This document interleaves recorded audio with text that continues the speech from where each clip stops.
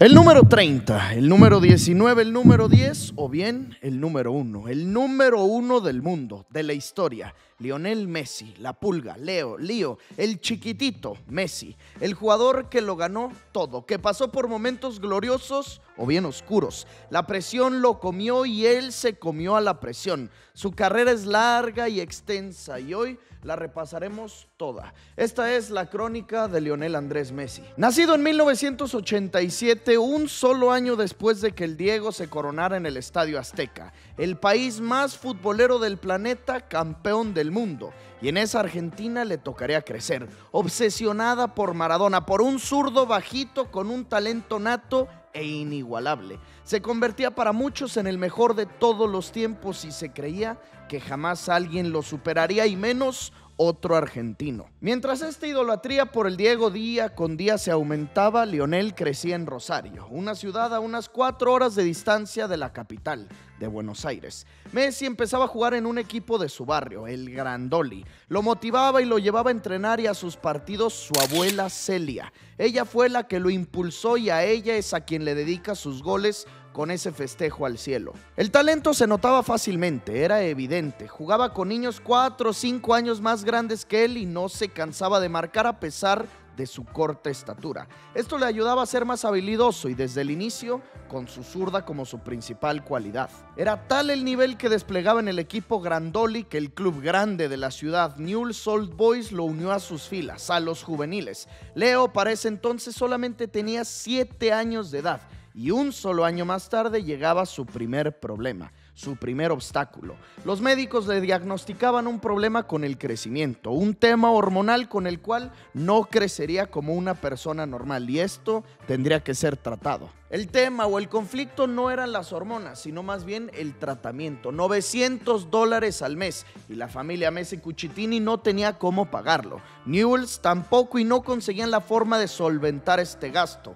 Afortunadamente, la empresa en la que trabajaba Jorge, su padre, se hizo cargo de sus tratamientos al menos por los primeros años. Así creció Leo, inyectándose diariamente para poder crecer, para poder alcanzar una estatura normal, promedio. Y es que era evidente que su tamaño, con respecto al de sus compañeros o rivales, era tremendamente diferente. Fue creciendo, marcando y ganando cosas con el equipo de su ciudad y a los 13 años, en el 2000, su vida cambiaba. Se acercaba a uno de los más grandes de la Argentina, River Plate. Hacía pruebas en Buenos Aires para el club millonario y obviamente lo deseaban, lo querían e incluso aceptaban pagar su tratamiento hormonal. El tema es que un par de ojeadores de Buenos Aires se enteraron de que el nuevo talento generacional estaba a solo un paso de cerrar con River, pues ellos le pasaban la información a unos agentes españoles y a su vez a Carles Rexach. Este hombre que en el Barça fungía de todo, fue jugador, fue entrenador, consejero, interino, secretario, digamos que una figura con poder.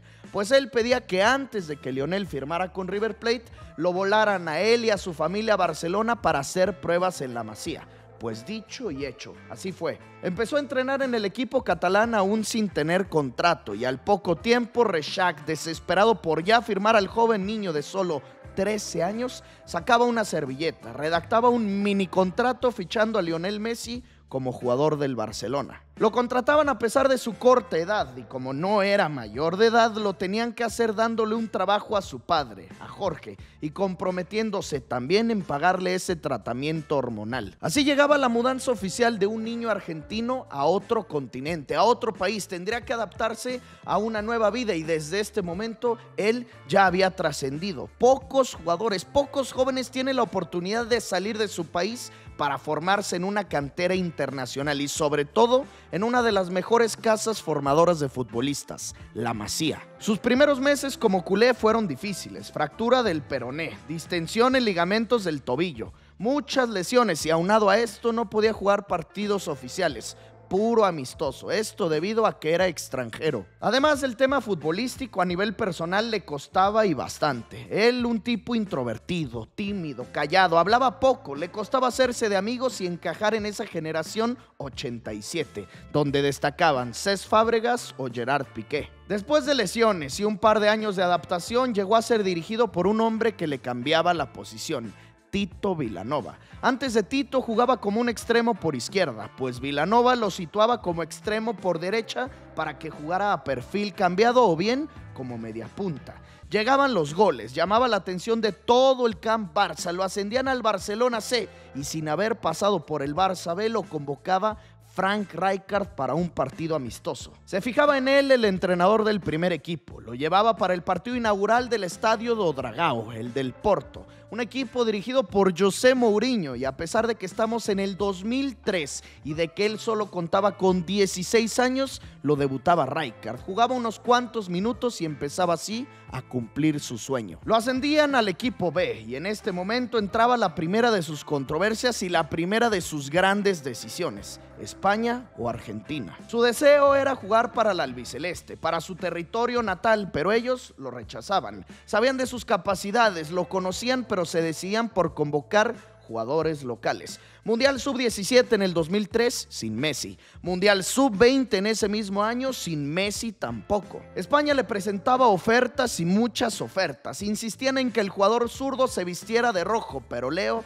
firme con su objetivo de portar la albiceleste, rechazaba todas sus ofertas. Pekerman era el entrenador de la selección mayor. Se percataba de la no convocatoria de Lionel. Hablaba con Grondona, el presidente de la AFA, y le proponía armar un partido amistoso para que así España no se robara al astro del Barça. Fue por esto que en el verano del 2004 lo convocaban por primera vez con la Sub-20 de Argentina. Entraba de cambio por el Pocho Lavezzi y terminaba haciendo gol y repartiendo una asistencia. A los pocos días, su segundo partido ante Uruguay, y a los charrúas, doblete. Pasando el verano, Rijkaard lo pedía en el primer equipo, lo llevaba para hacer pretemporada y le daba sus primeros duelos con la camiseta blaugrana. Empezaba la campaña 2004-2005 y alternaba entrenamientos y partidos, a veces con el cuadro A, con Ronaldinho, Eto'o, Deco, Puyol, Rafa Márquez, o también con el Barça B, con los de su edad. La evolución en su juego era incesante, día con día mejor, partido a partido más cosas de qué hablar, qué destacar, y esto llevó a Frank Rijkaard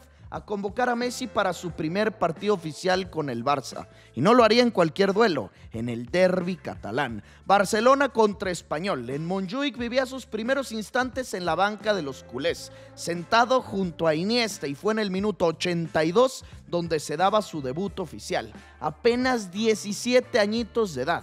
Entraba de cambio por Deco y así empezaba su historia como futbolista profesional. Terminaron ganando en ese partido y desde ese momento en adelante se convertía en un recambio constante para los blaugranas. En esta campaña lo debutaban también en Copa del Rey o en Champions League, pero siempre jugando pocos minutos. En la liga solo le dieron 7 partidos, jugando 8 minutos, 9 minutos, 1 minuto. Su récord fueron 32 en un mismo partido. Así cerraba su primer temporada, su campaña de debut, hasta que llegó el partido con el Albacete. Los culés ganaban en casa 1-0 tranquilamente. Rijkaard mandaba al campo a Lionel al minuto 88 y solo unos cuantos segundos después, pase bombeado de Ronaldinho, recepcionaba y con su zurda también bombeando hacía su primer gol, pero terminaba anulado ese tanto, aunque hoy con VAR puede ser que ese gol era válido. Sin importarle el hecho de que ese gol terminara anulado unos segundos después, la misma jugada. Una vez más Diño, pase bombeado filtrado, Leo con la zurda y por encima del arquero, ahora sí, firmaba su primer gol como culé. El 10 brasileiro, el mago, lo cargaba, y es que este gol pasaría a la historia. El rey asistiendo al príncipe, el que portaba el trono con el que pronto lo haría. El número 30 festejaba su primera anotación como profesional en el 2005 a sus 16 años. A pesar de que participó muy poco en la temporada, solamente 76 minutos jugados, conseguía su primer trofeo, ya que el Barça, con Eto'o, con Diño y compañía, ganaban el título de liga. Así que desde sus inicios, romance con el gol y también con los trofeos. Llegaba el verano y lo convocaba a la Argentina para el Mundial Sub-20 en Holanda. En el primer partido no confiaban en él, partía desde la banca y pues perdían. Para el siguiente juego, arrepentido, el entrenador le daba la titularidad y no solo ganaban, sino que Leo anotaba. Pasaron tranquilamente del grupo y se postulaban como uno de los grandes favoritos a ser campeones. Y es que no solo era Messi, en esta generación estaba al arco Óscar Ustari. Gustavo Cabral, Nery Cardoso y los más destacados, Pablo Zabaleta, Ezequiel Garay, Fernando Gago, Lucas Biglia y su amigo, Sergio El Kun Agüero. Muchos de ellos terminarían siendo sus compañeros en la selección absoluta durante muchos años. Y aunque les digo que no solo era Messi en esta sub-20, parecía que sí. En los octavos de final ganaron con gol de Messi. En los cuartos se enfrentaron a España con Juanfran Torres, Chino Silva, Fernando Llorente y su amigo de la Masía, Cesc Fábregas. Pues a ellos gol y asistencia, clasificados a las semifinales en donde tendrían Clásico de las Américas. Argentina contra Brasil, pues Lionel hizo un gol y con esto a la gran final. Su primer torneo con la albiceleste a lo grande, marcando gol en fase de grupos, en octavos, en cuartos, en semis y ahora en la final ante Nigeria, doblete. Los 2 goles de penal y con esto campeones. Campeones del mundo sub-20. Dicen que estos torneos sirven como semilleros de grandes talentos. Pues aquí quedaba comprobado que el talento de este niño no era normal. 6 goles marcados, campeón, condecorado con la bota de oro como el máximo anotador y también con el balón de oro como el mejor jugador. En medio de esa copa cumplía los 18 años, la mayoría de edad, y esto le daba la oportunidad de firmar su primer contrato como jugador del Barça.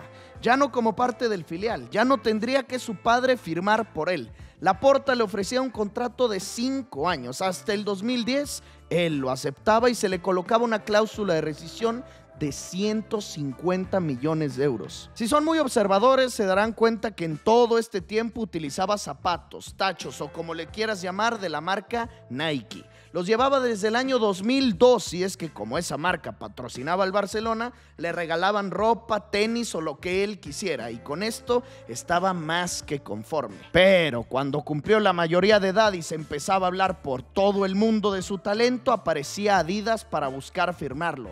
Nike ahora sí se ponía serio, le ofrecía un contrato de 3 años y 180,000 euros para él por cada año. De pasar no tener $900 al mes, de vivir en un departamento modesto a las afueras de Barcelona a tener una oferta de este monto. Pues Lionel la rechazó y es que esos cientos de miles de euros de Nike no eran suficientes. Adidas le ponía 600,000 euros sobre la mesa y aparte de todo, un contrato vitalicio, toda su vida. Esto lo llevó a sumarse a la marca de Adidas, a portar sus botines y creo que ni uno ni otro se equivocó. Sé que el deporte es de evolución y hoy es más fácil encontrar a jóvenes con contratos millonarios. Mbappé en el Mónaco, Mastantuono con el Real Madrid y claro, Lamine Yamal con el Barcelona.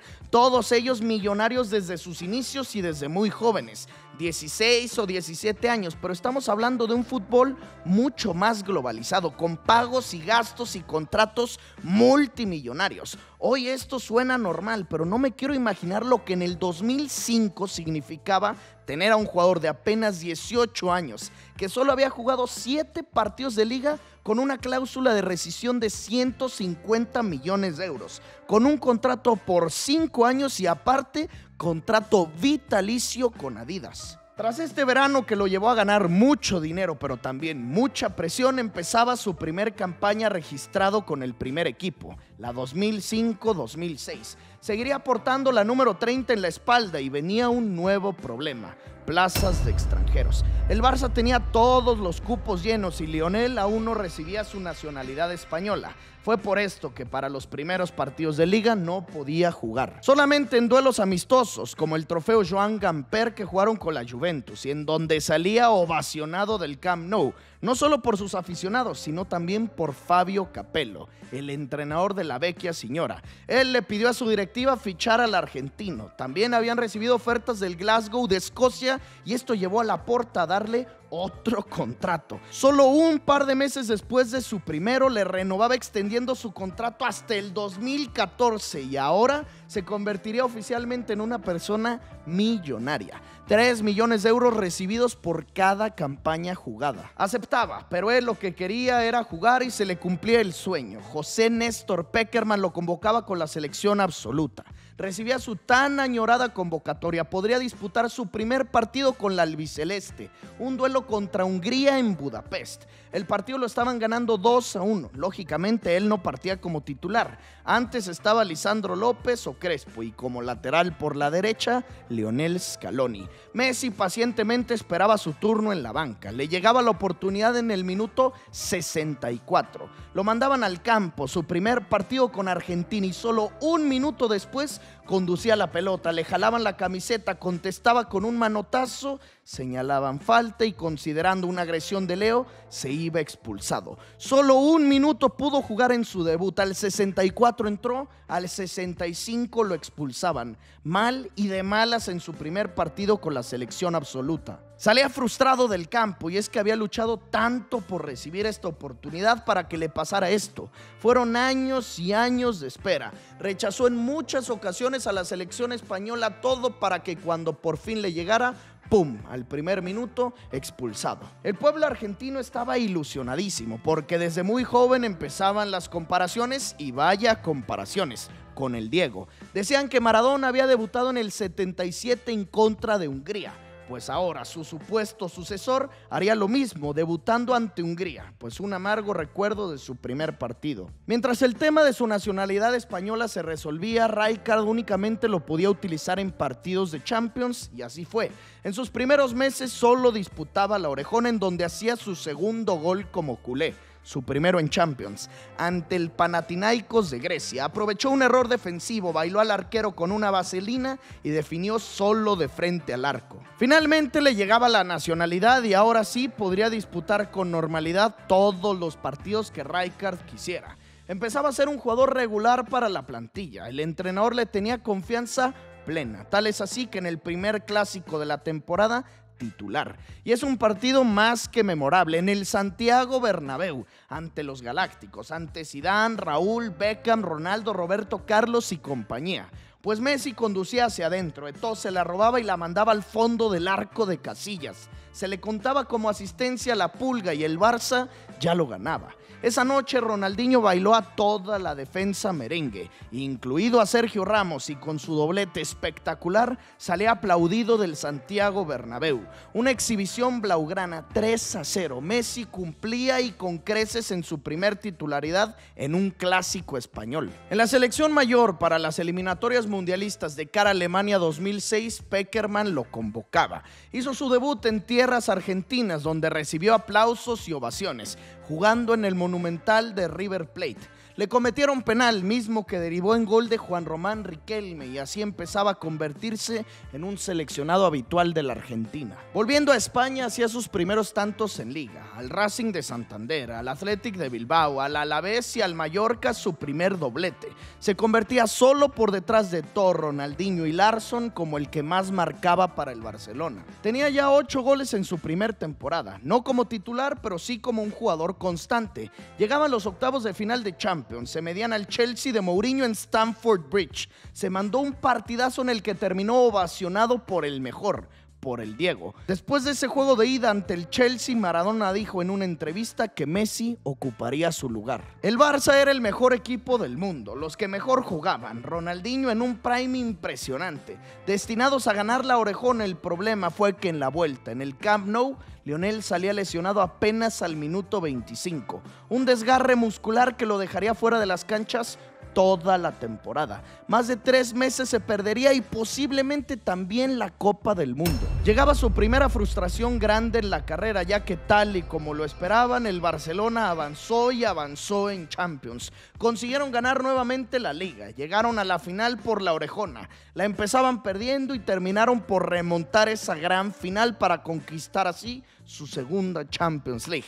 La primera para Messi, pero que lo dejaba con un sabor hasta cierto punto agridulce, ya que él no pudo ayudar al equipo en la parte final. Se recuperaba de su lesión apenas unos 15 días antes del Mundial. Pekerman lo convocaba para su primer Copa del Mundo, aunque generaba bastante incertidumbre el cómo regresaría tras varios meses de ausencia. casi 90 días sin pisar una cancha. Fue por esto que para el debut de Argentina en Alemania, Messi a la banca todo el partido. Ganaron ante Costa de Marfil. En el segundo encuentro ante Serbia y Montenegro les estaban pegando un baile, un paseo. 3-0 lo ganaban a los yugoslavos y ya con el partido resuelto, Pekerman le daba al número 19 su debut en Copas del Mundo. Entraba al campo y solo 3 minutos después se metía por banda izquierda al área, se entraba para que Crespo pusiera el pie y con su gol el 4-0. Asistía recién ingresado al campo y él mismo con la derecha pudo hacer su tanto, su primero en mundiales.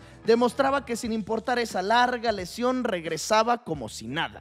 Le dejaba en claro a Pekerman que no lo podía dejar más en la banca. Para el siguiente encuentro, titular ante los holandeses. No se hicieron daño, 0-0, y aquí es donde llegan los errores de José Néstor. Esos errores que lo llevaron a perder el cargo como seleccionador argentino. Partido de octavos de final, Messi a la banca. Sufrían en contra de México, 1-1 el partido. Nadie podía marcar, Pekerman seguía sin meterlo de cambio. No fue hasta el 84 que ingresaba al talento. La gente en Argentina estaba furiosa y es que México les estaba jugando mejor, pues apenas ingresaba y hacía el gol del triunfo, aunque otra vez se lo anulaban por fuera de juego. Con esto quedaba claro una vez más que no podría seguir estando en banca. Ganaron en los tiempos extras y así llegaba la clasificación a los cuartos de final. Se medían a los anfitriones, a los alemanes. Lionel a la banca. Críticas y más críticas para Pekerman. Se iban a los tiempos extras. Messi seguía en la banca. No lo utilizó en todo el encuentro, no le dio ni un solo minuto. Se fueron hasta los penales en donde cayeron ante la Mannschaft y así, con muy pocos minutos disputados, se terminaba su primera participación en Copas del Mundo. Un gol y una asistencia. Buen rendimiento personal, pésimo rendimiento colectivo. Empezamos una nueva campaña en la cual ahora sí sería titular al 100%. Un puesto inamovible por la banda derecha, formando su primer tridente de ataque con un camerunés y un brasileiro, con Samuel Eto'o y Ronaldinho. Arrancó con el pie derecho, ganando la Supercopa de España, un trofeo más a la lista. Apenas 19 añitos y ya tenía 4 trofeos en sus vitrinas. Cambiaba de número, ahora portaba el 19 en la espalda. Empezaba a ser sensación por su forma de juego, partiendo de la banda derecha e incorporándose de gran manera hacia el centro. Ya era figura, ya era de lo más llamativo del mundo. Su año 2006 estaba siendo top a pesar de la edad.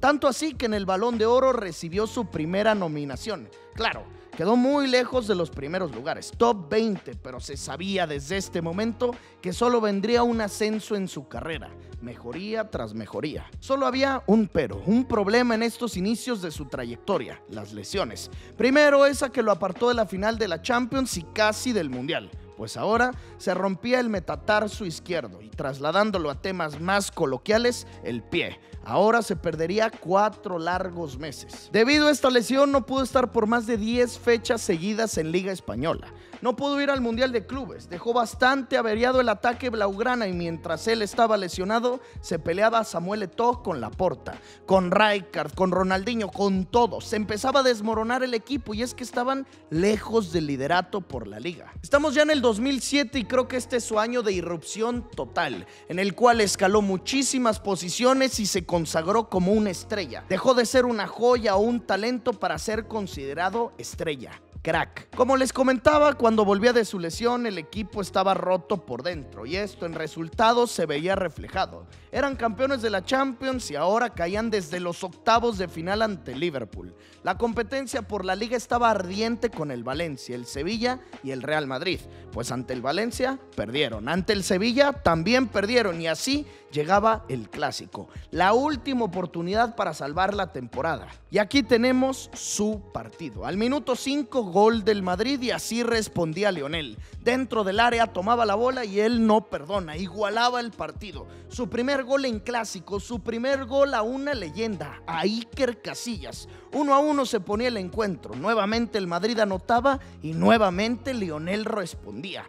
doblete para el 19, 2-2 el juego, doblete de la Pulga. Ahora Ramos era el que le devolvía la ventaja a los merengues y este era un partidazo, 3-2. Así se estaba terminando el encuentro, el Barça perdería la liga y de pronto al 91, gol de genio, hat-trick, golazo de Messi. Dejó tirado a Helguera y cruzó el remate con la marca de Ramos de cerca, sin permitirle a Iker salvar ese disparo. 3-3. El Barça se salvaba, respiraba y todo por él.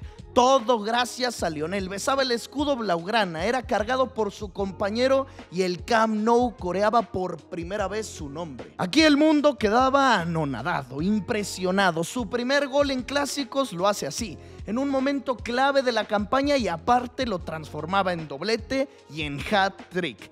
3 goles al Real Madrid. Pues esto no fue suficiente. A las pocas semanas, semifinales de Copa del Rey ante el Getafe, y aquí su magia incrementaba. Se aventaba una carrera en solitario que recordaba la del Diego ante los ingleses. Eta para Messi, Messi, immens Messi, encara Messi, encara Messi, encara Messi, encara Messi, encara Messi, encara Messi, encara Messi, encara Messi, encara Messi, encara Messi, encara Messi, encara Messi, gol, gol, gol, gol, gol. De no poder entender cómo hizo esto, 1, 2, 3, 4, 5 con el portero y para adentro. De no creerse, impresionante, idéntico al gol del siglo, parecía que lo había replicado. El heredero al trono del Diego aquí confirmaba que él sí era el indicado. Pues no solamente replicó ese gol, sino que también la mano de Dios, y a los pocos días, ante el Español de Barcelona, sacó la mano por enfrente de su cabeza y el árbitro, al igual que con Maradona en el 86, no se percató de la falta y lo dio por válido. El niño de solo 19 años hacía en cuestión de un mismo semestre un hat-trick al Real Madrid, un golazo en solitario al Getafe y una mano de Dios al Español. Se terminaba la campaña 2006-2007, la cual le trae muy buenos recuerdos en lo individual, pésimos en cuanto a lo colectivo. Y es que esos problemas internos del vestidor del Barcelona los llevaron a fracasar gravemente. No ganaron la Liga, quedaron en segundo lugar, la Champions desde octavos de final, la Supercopa Europea la perdieron, en el Mundial de Clubes cayeron en la final, todo mal. Así que tenemos temporada 2006-2007, 36 partidos jugados, 17 goles marcados, 3 asistencias repartidas. Llegaba el verano y tendría la oportunidad de jugar su segundo torneo importante con Argentina, la Copa América, su primera Copa América, ahora dirigidos por el mítico Coco Basile. El Blue Label de Johnny Walker es un elixir. Él no se equivocaba y lo ponía como titular. Pasaron caminando de su fase de grupos. En los cuartos de final le pusieron una arrastrada a los peruanos, y es que la dupla de talentos que formaban La Pulga y Riquelme los posicionaba como los grandes favoritos a campeones. 4-0 pasaban de Perú, instalados en las semifinales ante México, y a ellos también un baile y un gol lindo, de los más lindos en la carrera de La Pulga. Globeado, colgando en el ángulo, un escándalo, siendo clave, figura por primera vez con la Argentina. Llegaba a su primera final y no sería cualquiera, sería el clásico de las Américas, Argentina contra Brasil. Y sí, aquí llegaba el fin, su primera caída fuerte, su primera final perdida. 3-0 los goleaba el Scratch que dirigía Dunga, así que Leo tendría que volver a Barcelona para una campaña nueva después de un golpe fuerte. Empieza la 2007-2008 con el mismo entrenador, con Rijkaard, pero con un nuevo punta, Thierry Henry, y el 19 a lo suyo. Jornada 4, doblete ante el Sevilla. Jornada 5, doblete. Al Atlético, gol y asistencia. En Champions le faltaban goles, pues de fase de grupos, jornada 1, gol y asistencia. Jornada 2, gol. Jornada 4, gol y asistencia. Jornada 5, otro gol. Como les decía, su año 2007 fue su conversión de joya a estrella. Lo nombraban dentro del 11 ideal del año y en la gala del Balón de Oro, su segunda nominación. Y ahora no quedaba en el top 20, ni en el top 15, ni en el top 10, ni en el top 5. Nominado de verdad. Dentro de los 3 más votados, solamente le superó Cristiano Ronaldo y el galardonado de ese año, Kaká. Messi, top 3 de mejores futbolistas en el mundo. Ronaldinho empezaba a ser reemplazado como ídolo blaugrana. Las camisetas con el 19 en la espalda se vendían ya más que ni la 10 con Ronnie. Y es que en Leo encontraban presente y muchísimo futuro. Pasamos al 2008, en donde su dosis de lesión no podía faltar. Ahora un desgarro muscular que lo apartaba por más de un mes de las canchas. No fue tan grave como en ocasiones anteriores, pero no dejaba de preocupar el tema de que año tras año se ausentaba por el mismo tema.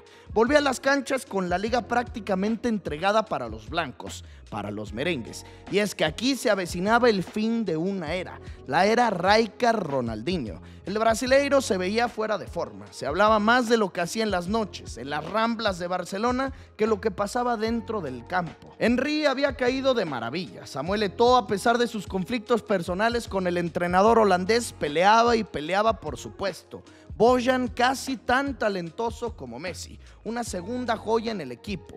Los españoles Xavi, Iniesta y sobre todo Puyol, claves y líderes en la selección. En la roja, misma que ese verano, terminaría ganando su primer título, la Eurocopa con Luis Aragonés. Existía otro joven talento como Gio dos Santos, aunque él prefería acompañar a Ronaldinho a las fiestas, así que tenía un cuadrazo, una gran plantilla el Barça, pero les faltaba unión, solidez, estructura y disciplina. Rijkaard abandonaría al final de la temporada el banquillo blaugrana. Nuevamente se quedaban sin títulos, ni Copa, ni Liga, y en Champions llegaban hasta las semifinales, pero ahí se apareció y se atravesó el Manchester United. Sir Alex Ferguson y en específico Cristiano Ronaldo. El portugués eliminó al argentino de la mejor competición y podríamos decir que a partir de este momento se empezaba a ver una rivalidad.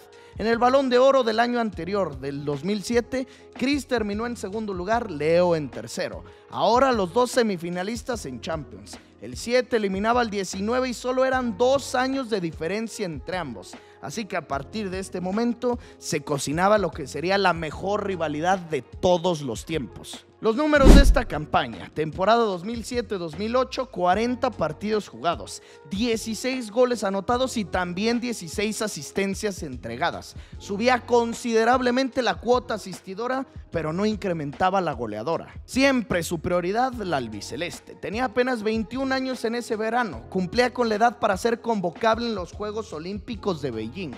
Obviamente la selección argentina lo quería, lo añoraba, lo deseaba y con Messi en el plantel aspiraban al oro olímpico. El problema era el Barça. Como ellos atravesarían muchos cambios en esta temporada baja, querían contar con Lionel para toda la pretemporada e impedir que se volviera a lesionar. Pues la Pulga presionaba para que lo dejaran ir, la AFA también e incluso el propio presidente de la FIFA, Sepp Blatter. Finalmente la directiva blaugrana accedió y junto con Di María, Agüero o el refuerzo Riquelme partían como la gran favorita a ganar la mejor medalla de todos. En el debut, gol y asistencia de Messi. Ganaron el segundo encuentro y también el tercero. Se metían a los cuartos de final en donde Leo hacía el primer gol. Les empataban los holandeses, se iban hasta los tiempos extras y ahí la Pulga asistía al hombre de los momentos importantes, al Fideo, y con su gol clasificados a las semifinales. En ese partido se verían la cara con sus archienemigos, con Brasil que contaba con la presencia de su gran amigo, Ronaldinho.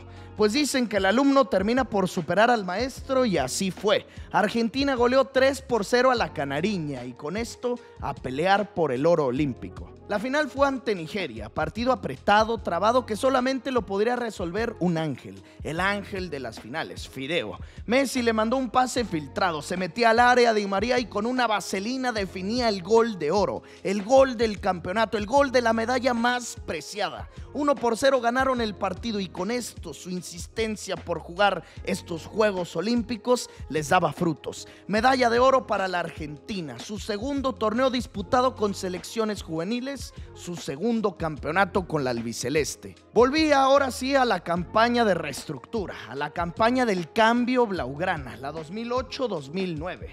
Joan Laporta decidió apostar todo por un hombre de casa, por un exjugador, Pep Guardiola. Él no tenía experiencia previa como entrenador de un equipo de primera división, solo había dirigido al Barça B, pero como él fue uno de los pilares en aquel Dream Team de los 90s con Johan Cruyff, se le daba la oportunidad de comandar a uno de los equipos más populares del mundo y al que contaba con el mayor talento de esta generación. La llegada de Pep traía mucha controversia por su inexperiencia y sobre todo por las decisiones tan agresivas que tomaba desde su llegada. Adiós Adiós a Deco, adiós a Zambrotta, a Thuram y sobre todo, adiós a Ronaldinho. La número 10 quedaba vacante y se le entregaban al astro argentino, al jugador que estaba listo para tomar la batuta del equipo, de intentar llevarlos al siguiente nivel, que aparecía para esta campaña con un look distinto, nuevo corte de pelo y también nuevo contrato.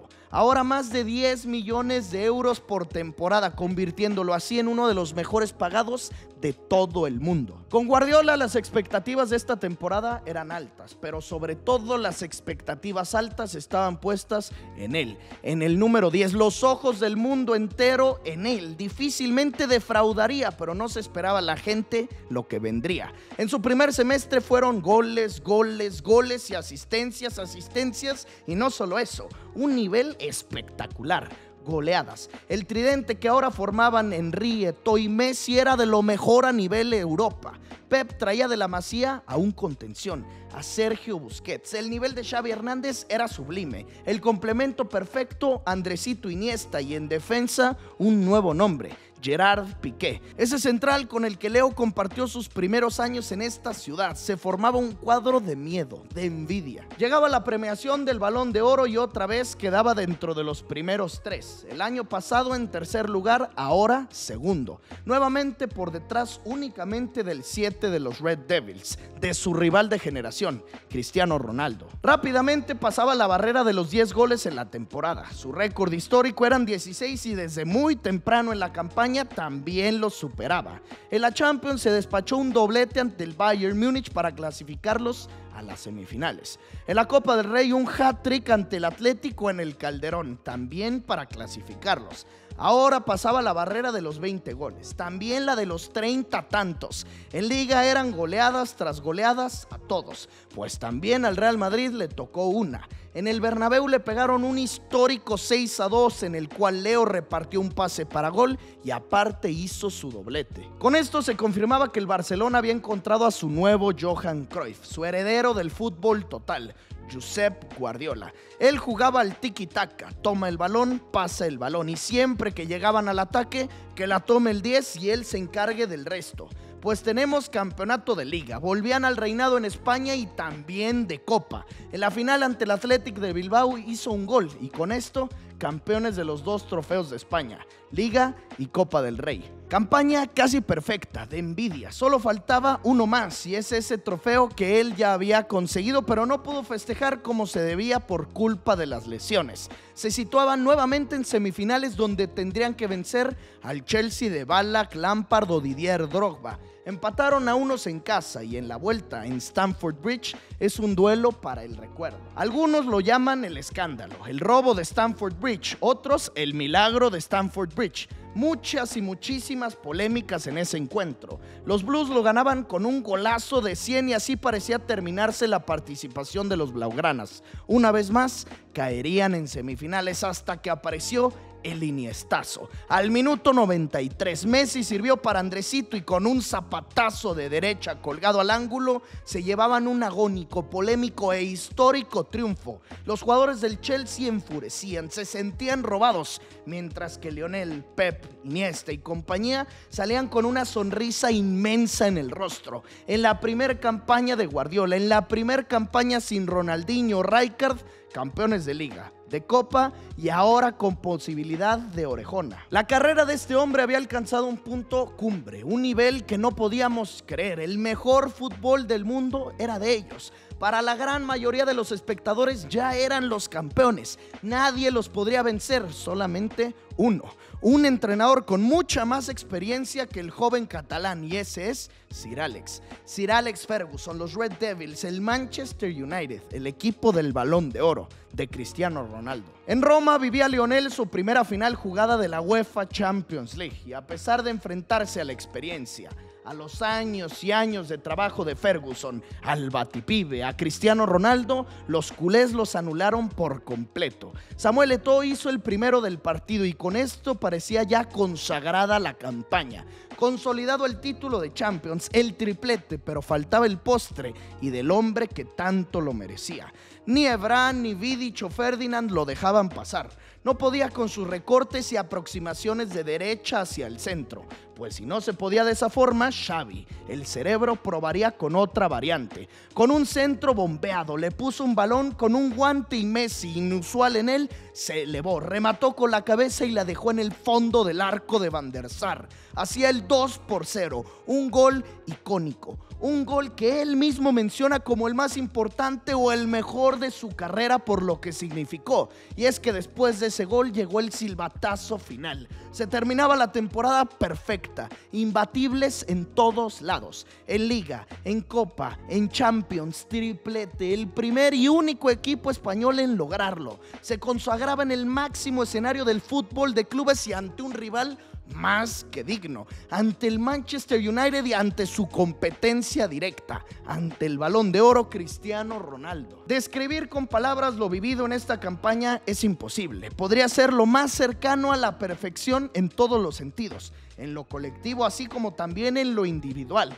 Estamos hablando que en esta, la temporada 2008-2009, nos deja un balance de 51 partidos, 38 goles y 19 asistencias. Absolutamente en todo mejoraba. Más partidos, mucho más goles, más del doble y también más asistencias. Más que como anillo al dedo había caído esta incorporación de Pep para el barcelonismo, pero en específico para él. A partir de este momento dejaba de ser solamente una estrella del fútbol y se convertía en una estrella global, en una auténtica celebridad, en una marca. Empezaba a interesarle a todos su forma de ser. Confirmaba que tenía una novia, pero que aún estaba en Argentina. Así se le presentaba al mundo entero a Antonella Roccuzzo. Se lanzaban fotos a la luz en donde se les veía desde niños compartiendo momentos juntos. Un romance desde chicos que a pesar de los años de la distancia se mantenía. Antonella corría con mucha suerte y es que su novio era el mejor del mundo. Para sumarle noticias buenas a su carrera, ahora la selección argentina era dirigida por el Diego,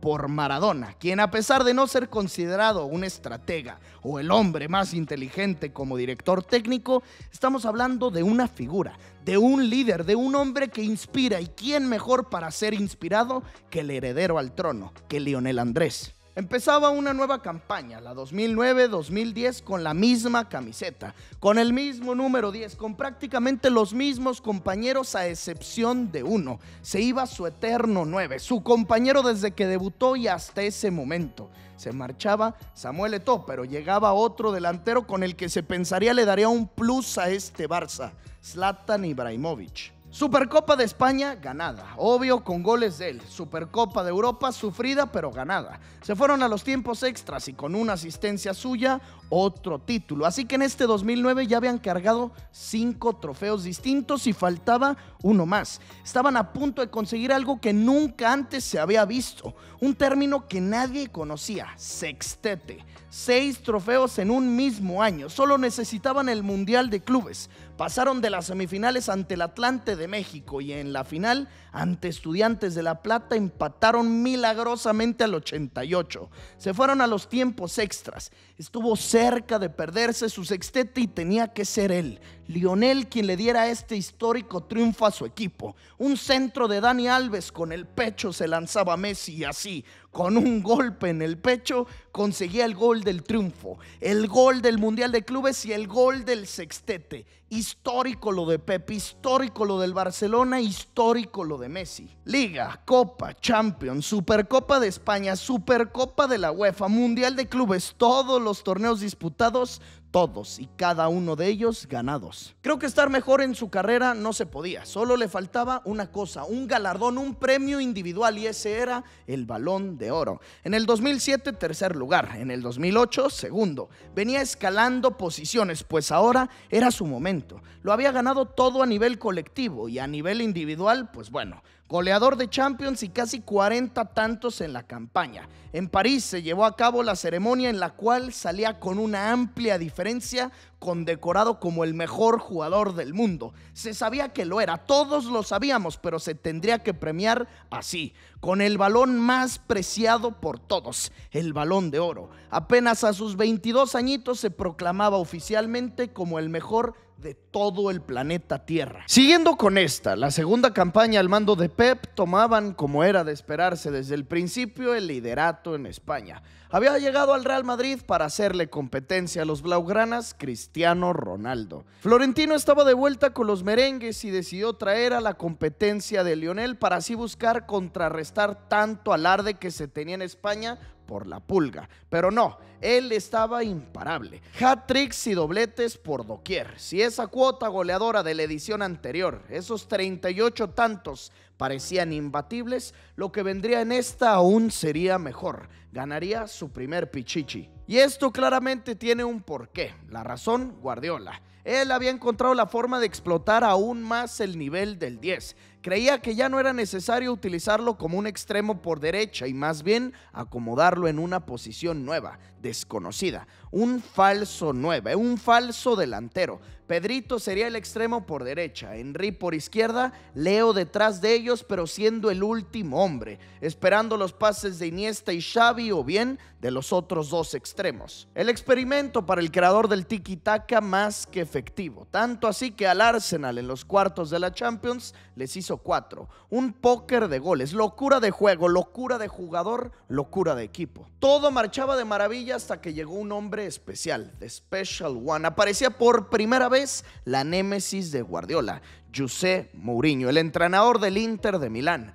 A él se enfrentaron en las semifinales por la orejona en busca de su doblete y en San Siro caían 3-1. Se les ponía más que compleja la situación y echados atrás en el Camp Nou evitaban los goles del mejor equipo del mundo.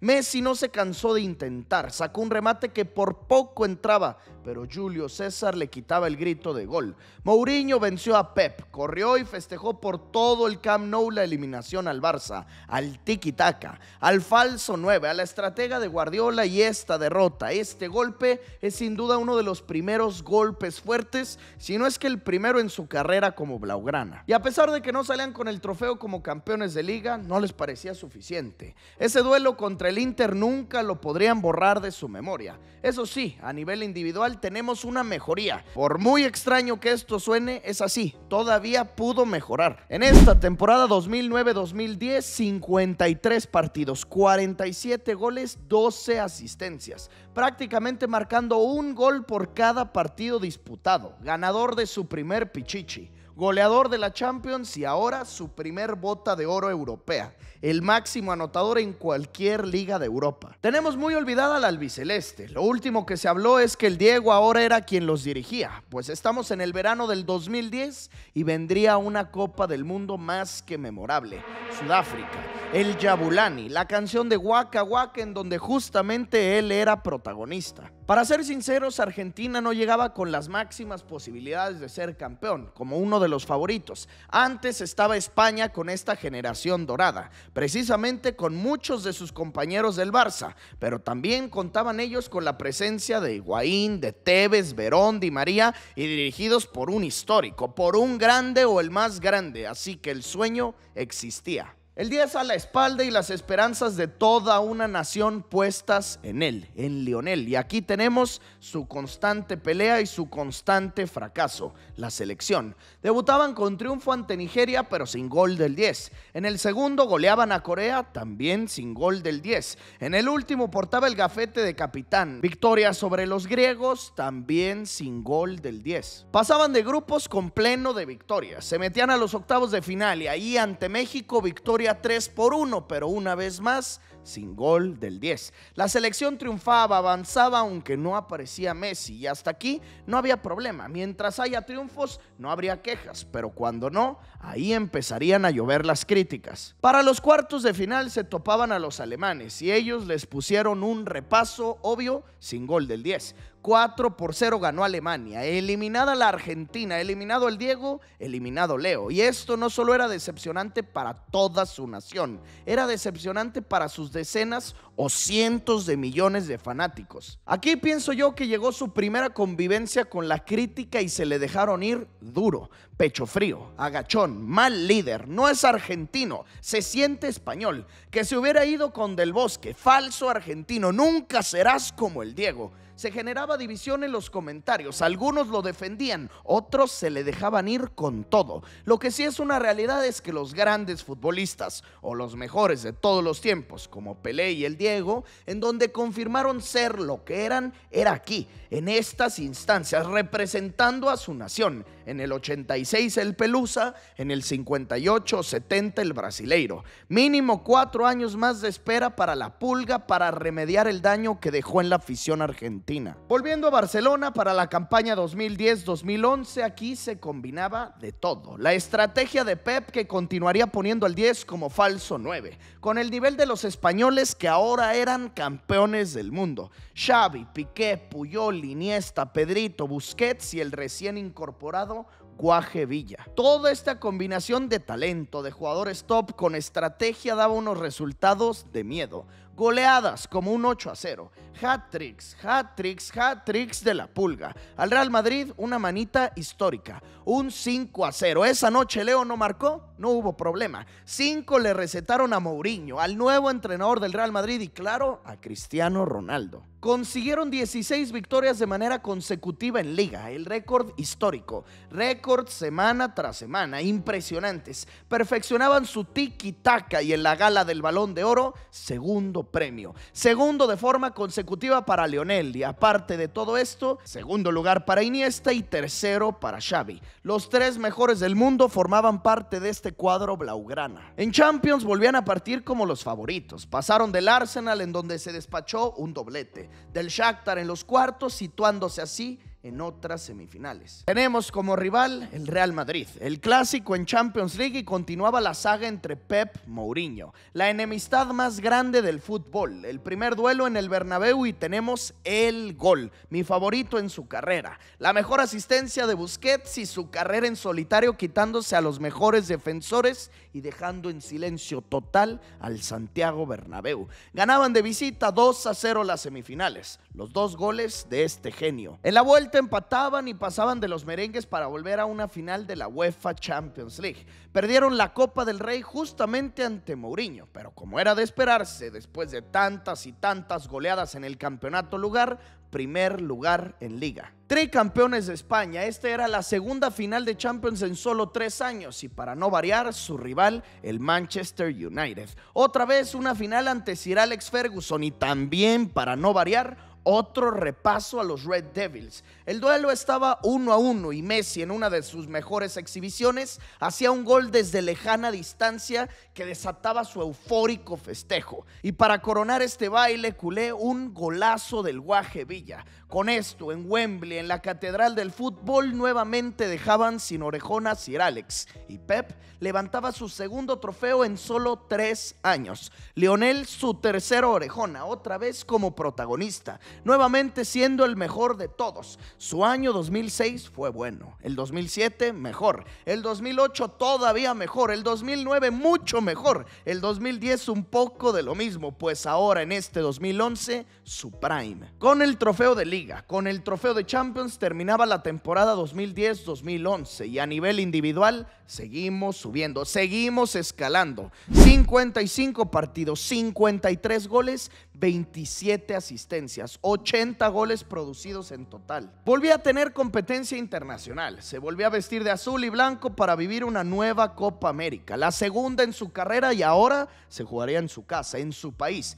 Y mira que si lo vivido en Sudáfrica fue un fracaso, acá otro tanto o mucho peor, porque están en su tierra. Pues del primer partido empate a unos con Bolivia y sin hacer gol. Con Colombia 0-0 y ante Costa Rica peligrando el pase del grupo, sí. Ganaron, pero una vez más sin hacer gol. Pasaron apenitas a los cuartos de final en donde se medían a la garra charrúa, a Uruguay. 1-1 sin gol suyo y eliminados en penales. Fracaso. Fracaso monumental. Esas críticas no se apagaban, al contrario, se incrementaban. Lo de Pecho Frío comenzaba a ser un tema constante de conversación. La constante comparación con el Diego parecía alejarse, y es que decían que este era un hombre de clubes, pero no de selección, y que sí, era un orgullo para los argentinos saber que el Balón de Oro era de su tierra. Pero ¿de qué servía si cuando portaba la albiceleste se transformaba, cambiaba, no sentía la camiseta? Era un falso argentino. Con la cabeza gacha por tanta crítica, por un nuevo fracaso argentino, volvía para una nueva campaña con los blaugranas,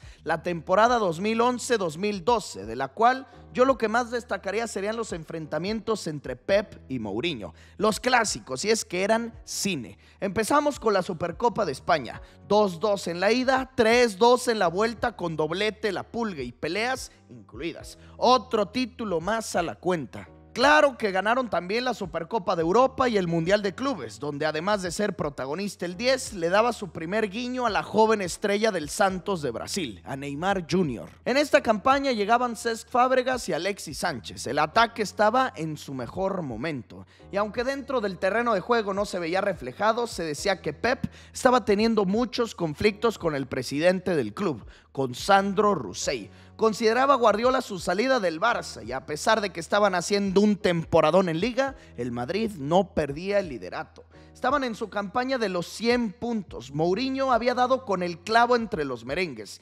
Cristiano ahora sí se convertía en la estrella que todos los blancos esperaban tener, en una competencia genuina para Messi. Llegaba la entrega del nuevo Balón de Oro, el galardón del 2011, y para no variarle, Lionel, con diferencia, nombrado como el ganador. Su tercer Balón de Oro, el tercero de forma consecutiva.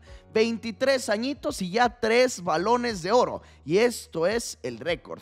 3 es el máximo que se había conseguido, pues apenas en su tercer año estelar lo conseguía. Y es así como llega el 2012, su mejor año a nivel personal, en lo individual, y es que estamos en el año de los 91 goles. Los números de extraterrestre. Ya venía de un semestre mágico en el cual, como siempre, goles, goles y más goles. Pero desde que arrancó el 2012 esto no tenía sentido. 5 goles en un mismo partido al Bayer Leverkusen, 2 al Milan. Se aventó 8 jornadas seguidas en Liga marcando, y en promedio 2 por partido. Cerró la campaña con un doblete, luego hat-trick, luego póker. El conflicto en esta campaña fue doble. El primero, Mourinho. Sus 100 puntos fueron imposibles de alcanzar, y es por esto que perdían ese tricampeonato de ligas que ya tenían, y en la Champions, el Chelsea. Ese equipo que tenía sed de revancha en contra de ellos por lo vivido en Stamford Bridge. Un partido apretado, sufrido, con una barrera defensiva de los Blues.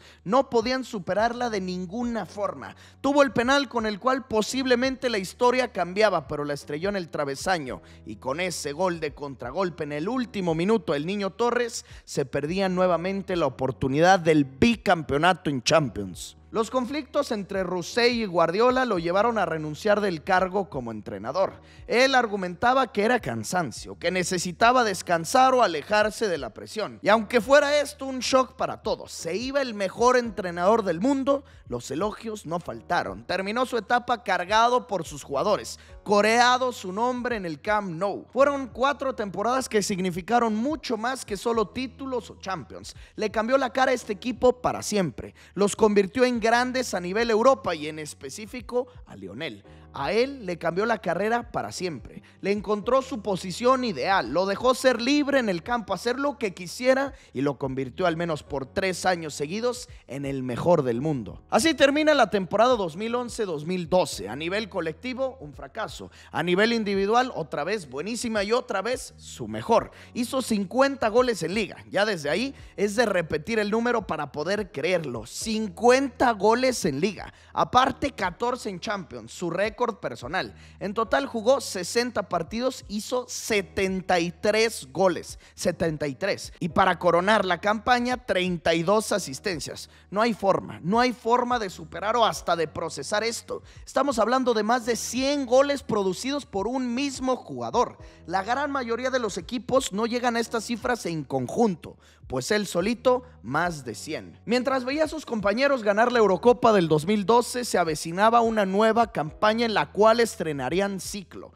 Se quedaba la base de lo que se venía construyendo, pero sin Pep. Ahora su nuevo entrenador, el auxiliar de Guardiola, Tito Vilanova, el hombre que lo dirigió en las inferiores, en la Masía. Ahora él tomaba el cargo como director técnico. Y como ya se los había mencionado, estamos todavía en el año de los 91 goles, pues los dobletes llegaban a granel. Superaba poco a poco a los máximos anotadores en un año natural. Pasaba de los más de 70 de Gerd Müller. Entre el mes de noviembre y diciembre fueron dobletes consecutivos. 6 fechas seguidas con dobletes. 2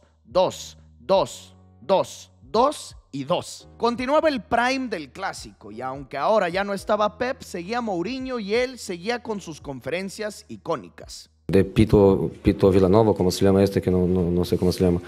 En uno de los clásicos, 2-2. Goles, 2 de Leo, 2 de Cristiano. Mejor imposible. Había hecho historia Mou con esos 100 puntos en liga, pues ahora respondía Vilanova y el Barça haciendo lo mismo, igualando su récord. 100 puntos también para ellos y nuevo título de liga, el 6º ya en la carrera para Lionel. Y cuando se entregó el premio, el galardón al Balón de Oro del 2012, la entrega no cambiaba. Se le daba al hombre que hizo 91 goles en un mismo año.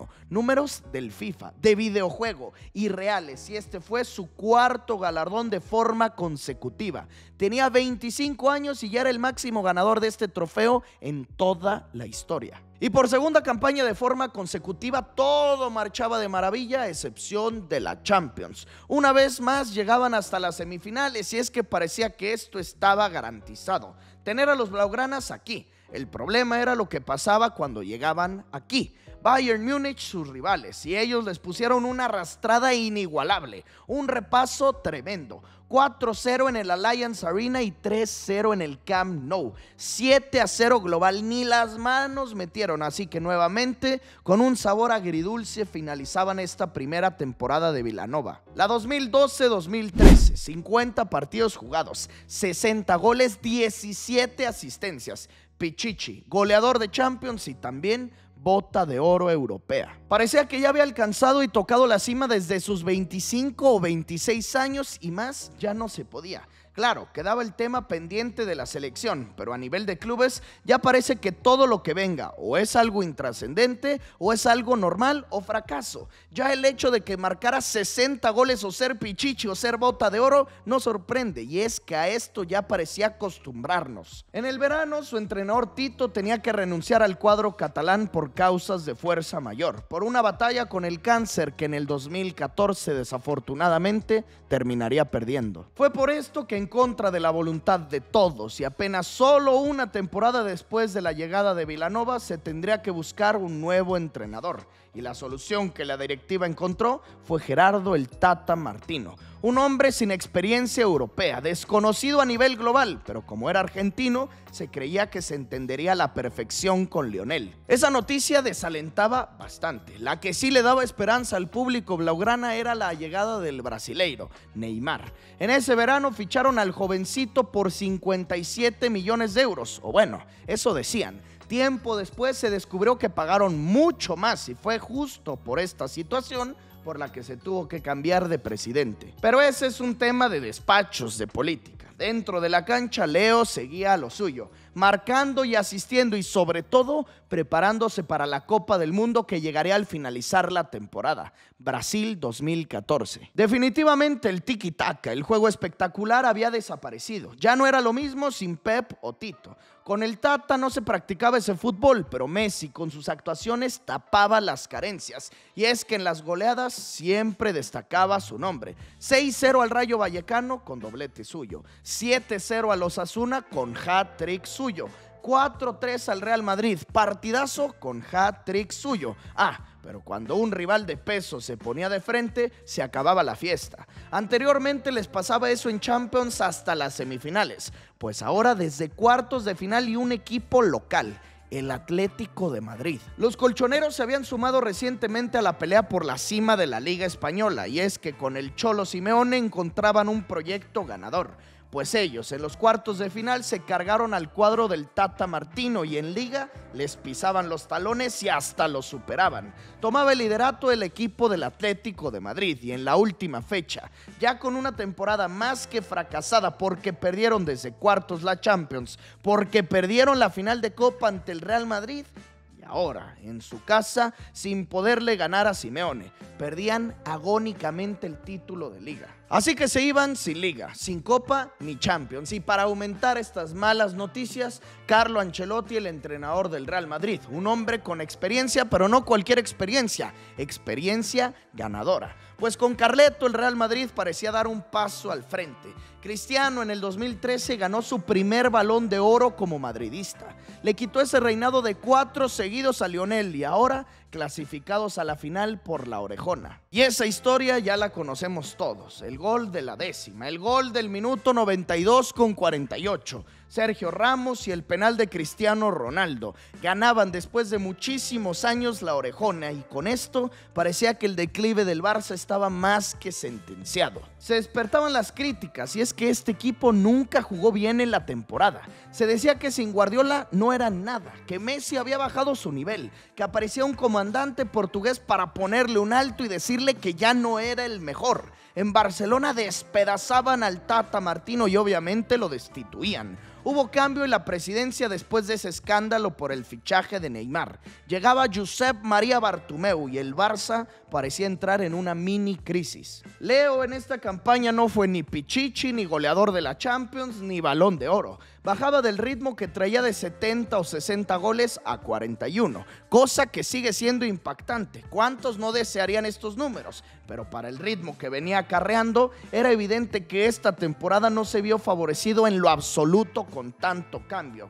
Y lo peor de todo es que a la vuelta de la esquina estaba Brasil, su tercer Copa del Mundo. El Scratch partía como una de las grandes favoritas por Neymar y por ser los anfitriones. España porque eran los actuales campeones. Alemania y Argentina no se le puede descartar por él. Los hinchas argentinos hacían el viaje a las tierras cariocas y cantaban que en este torneo llegaría la tercera. Dirigidos por el Pachorra, Sabela empezaba una nueva Copa del Mundo. Leo portaba la 10 del Diego en la espalda y el gafete capitán en el brazo, justo como Maradona lo hizo en el 86. Llegaba mucho más maduro el rosarino, contaba ya con 26 años, eso sí, con un peso gigante, enorme, con muchos fantasmas de torneos pasados y con muchas críticas que tumbar. Que se le quite esa etiqueta de pecho frío y esto lo quería demostrar acá. Debutaban a lo grande en el Maracaná. Leo hizo un golazo ante los bosnios, enganchando hacia adentro, disparando desde lejos, pegaba en el palo y adentro. Argentina se llevaba los primeros 3 puntos. Primer peso de encima quitado. En Sudáfrica no pudo marcar en 5 partidos. Acá, desde el primero hacía gol. Para el segundo duelo en contra de Irán sufrían y demás. Algo inexplicable. No podían sacar la victoria ante la débil selección asiática hasta que aparecía él. Cuando el partido se terminaba al 91 sacaba un zurdazo y un golazo. Otros 3 puntos, otra vez los entregaba el 10. Y en el último del grupo su mejor partido, contra los nigerianos. Les hizo 2 a esta selección africana. Uno de ellos con el sello de la casa, con su especialidad, el tiro libre. Así que tenemos una exhibición entregada por Lionel. Gol en todos los partidos, victoria, victoria y victoria. Las profecías o los cánticos de la hinchada parecía que se podrían cumplir. Argentina cada día más favorita a llevarse la copa. Se metían a los octavos de final en donde los suizos tuvieron un partido trabado de 0-0. Se fueron hasta los tiempos extras y agonizando el tiempo, cerca de llegar a los penales, servía para que el Fideo, para que Angelito hiciera el gol de la clasificación a la siguiente ronda. El hombre de los momentos importantes. Igualito que en Beijing, Di María metía a la Argentina a los cuartos de final. Ahí Bélgica, un solo gol en todo el partido, cortesía del Pipita Higuaín. En defensa impecables, 1-0 y la historia seguía, continuaba. La albiceleste no aflojaba, ya estaba dentro de las 4 mejores. La mejor participación de Messi en mundiales con diferencia. Por fin estaba en las semifinales y al medirse a Van Gaal, a los holandeses partían confiados, pero no. 0-0 tras 90 minutos, 0-0 tras 120. Se iban a los penales, en donde Messi ponía a toda su nación y al mundo entero a sentir el nervio, la tensión, porque si falla podría sentenciar a su nación. Si anota, les daba vida. Pues lo de pecho frío tendría que ser para otra ocasión, ya que la mandaba a guardar. Y si la Argentina se va a los penales, siempre tiene que tener a un arquero que se convierte en héroe. Esa noche fue el Chiquito Romero. Atajó 2 y con el cobro certero de Maxi Rodríguez corrían festejando los argentinos. Se instalaban en la final de la Copa del Mundo. Lo improbable sucedía. Estaban ahora a un solo paso, a un partido más de ser campeones del mundo. Llegaba el escenario tan soñado para Lionel Andrés, el Estadio Maracaná repleto de sus paisanos, listos para cantar la tercera. Él listo para completar el fútbol, para igualar a su ídolo, al de toda su nación, al Diego. Listo para cerrar bocas, pero esa noche no pudo ser.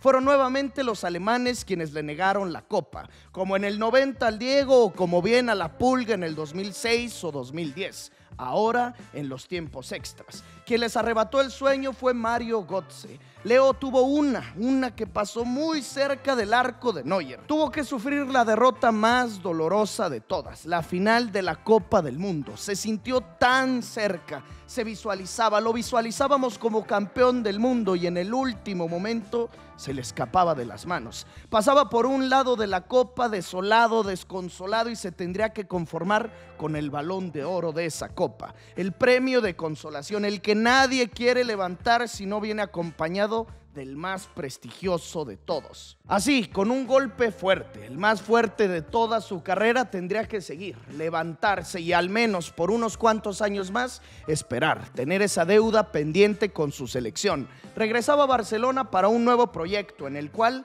se empezaba a ver los cambios de jugadores con los que creció. Puyol ya se había retirado, Xavi Hernández cada vez menos minutos. Ahora llegaba a dirigirlos Luis Enrique, con el ataque formado por Neymar y el 10. Prometía bastante el Barça, pero les faltaba un 9, un punta fijo, y es que con un Messi ya más maduro, no partiría como falso 9. Ahora se quedaría pegado a su banda favorita, la banda derecha. Pues Bartomeu le entregaba como regalo a esta nueva era al delantero de moda, el de Liverpool, el que soltó una mordida en Brasil, el pistolero Luis Suárez. Sería este el nuevo tridente, una combinación extraña entre 3 sudamericanos, 3 países que no se llevan nada bien: Uruguay, Brasil y Argentina. Pero acá tendrían que probar que dentro de la cancha esto era diferente. Empezaba la 2014-2015 sin Suárez por su larga suspensión tras esa mordida en el Mundial. Pero con este nuevo entrenador el cambio se sentía de inmediato. Mucha diferencia a Martino. Los culés se volvían a ilusionar y es que Neymar mejoraba en su cuota goleadora. Y ahora Leo, aparte de mostrarse su misma versión anotadora de siempre, se le veía más asistidor, como un playmaker, un creador de juego. Mes a mes mejoraba el Barça y para cuando entraba en campo el pistolero, este equipo empezaba a volar. Recordaba los mejores momentos de los blaugranas, goles por doquier, partidos en donde los 3 de ataque marcaban, ganaban, gustaban y goleaban, todo les salía bien. Se les veía como amigos fuera del campo en sus vidas privadas. Se le apodaba la MSN a este nuevo tridente. Recuperaban el trofeo como campeones de liga. En la final de Copa del Rey salían victoriosos con uno de los mejores goles en la carrera de la Pulga. En Champions llegaron a semifinales y ahora no la perdían como casi siempre. Al contrario, exhibición del 10. 2 goles, uno a primer palo y por abajo de Neuer, el otro una obra de arte, dejando en el piso a Boateng y una vaselina con la diestra Manuel Neuer. Pasaban de su némesis, del Bayern Múnich, dirigido nada más y nada menos que por Pep Guardiola. El alumno superó a su maestro, con 2 trofeos ya en la bolsa y un tercero a la vista: la Champions, esa que durante unos cuantos años se les negó, se les apartó, pues ahora en Berlín regresaba. Leo esa noche no pudo marcar, pero jugaron como toda esta temporada con Luis Enrique. Un grandísimo fútbol, grandísimo. triplete, el segundo en su carrera, otra orejona, la cuarta en su trayectoria, la quinta del Barça. Parecía que se avecinaba una gran crisis tras la salida de Pep o Vilanova. Incluso en el juego de Lionel se veía el cambio. Se sentía que tras ese gran tropiezo en la final de Copa del Mundo no volvería a ser el mismo, pues solamente le tomó un año regresar y lo hacía ¿de qué forma? Con un tridente legendario, con un triplete legendario y aparte con números bestiales una vez más. 57 partidos, 58 goles y aparte 31 asistencias. En este momento parecía que su carrera tomaba un segundo aire, pero no. Estamos hablando apenas de un jugador de 28 años. Había un gran camino por delante y más si seguían con Luis Enrique, si seguía la MSN, pues lastimosamente ese trofeo en Berlín, ese triplete fue lo último grande que consiguió con el equipo de sus amores. Y es que a partir de ese momento, sí, llegaron muchas ligas, llegaron muchos más goles o asistencias, cambios de look, momentos icónicos, incluso 2 balones de oro más, remontadas memorables como ese 6-1 al PSG, festejos inolvidables como el 10 mostrado a todos los aficionados merengues, el hat-trick al Betis, el gol de tiro libre al Liverpool. Portó el gafete de capitán, pero nunca más levantó el trofeo más preciado, la Champions. Esa siempre se les negó y de formas catastróficas, empezando con el 2016 ante el Atlético, en el 2017 ante la Juve de Dybala, después se marchó el Rey Ney, se fue a París por muchos y muchísimos millones de euros. Se partió la MSN y este, creo yo, es el punto de quiebre. Bartomeu, su presidente, entró en una constante búsqueda por rearmar el tridente, por reemplazar a Neymar. Lo buscó con Coutinho, con Dembélé, con Griezmann y nunca le salió. Gastaba todo el dinero que el club tenía. Empezaban los conflictos económicos y mientras tanto los fantasmas, las remontadas, los fracasos tremendos. Roma, Anfield o bien el 8-2, partidos y situaciones que no te puedes entender, en donde siempre lo que se hacía portada era la cara del 10 agachada, la foto del marcador por detrás y Messi al frente volteando al piso. Si desde el año 2010 se le tachaba de pecho frío, lo que pasaba cada marzo o cada que terminaban eliminados era brutal. Twitter, Instagram o cualquier red social se veía invadida por críticas a él. Peleas entre sus defensores, sus seguidores con sus haters. Y mientras esto pasaba para él en el Barça, del otro lado, del lado merengue, orejona, orejona, orejona. Tricampeones de Champions y para Cristiano Ronaldo, Balón de Oro, Balón de Oro. Le superaba en goles marcados en Champions, ganaba más galardones al mejor del año. Se dividía la opinión entre quién era el mejor. Mientras más grande se hacía en edad, mejoraba su rendimiento y él contaba con algo que Leo no podía, un título con su selección. Fue en el año 2016 donde Cristiano levantó la Eurocopa con Portugal, un evento más que improbable, algo histórico. Y al mismo tiempo su rival Lionel fracasaba, perdía con la Argentina. Ellos sí tenían la obligación, ellos sí tenían la responsabilidad de salir triunfantes en su confederación, en la Conmebol. Jugaron la Copa América del 2015, los dirigía el Tata Martino y como era de esperarse, nunca desplegaron un buen fútbol. Pero era tal la diferencia de plantillas entre los argentinos y todos los demás que se situaban en la gran final. Todo para que los chilenos en los penales los vencieran. Así teníamos la tercera cara larga de Messi con la albiceleste, su tercer final perdida y su enésimo fracaso con selección. Al año siguiente otra Copa América, la Centenario, en Estados Unidos. Ahí él se echó el equipo al hombro, los cargó y los comandó nuevamente a la final, en donde de nueva cuenta tendrían que verse las caras con Arturo Vidal, Alexis Sánchez y los chilenos. Igual que un año atrás, sin goles en el partido, se iban a los penales. Nuevamente ejecutaba el primer cobro y ahora fallaba. La mandaba por arriba y se le venía todo encima a Argentina. Anímicamente quedaban deshechos, destruidos y pues otro subcampeonato.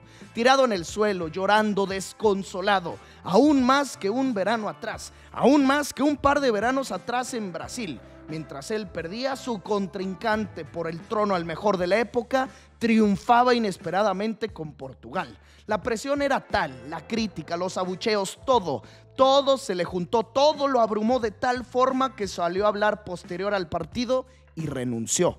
Que es increíble, pero no se da, que ya está, se terminó para mí la selección.